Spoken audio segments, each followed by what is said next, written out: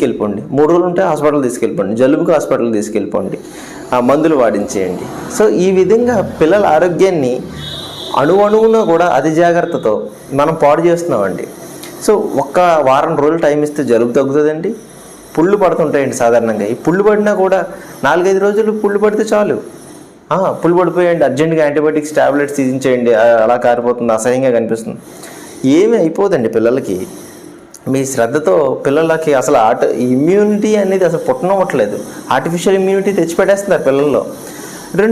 మూడో విషయం ఏంటంటే చిన్న ముక్కు ఏదైనా చిన్న జలుబులాగా అలా చేశారు, వారం రోజులు పాటు ఉంటే తీసుకెళ్ళిపోవడం. అది మనం హాస్పిటల్ తీసుకెళ్ళిపోవడం, వాళ్ళకి ఏదో మెడికల్ టర్మ్ పేరు పెడతారండి, ఇదేదో బ్రాంకైటిస్ అనో ఏదో సంథింగ్.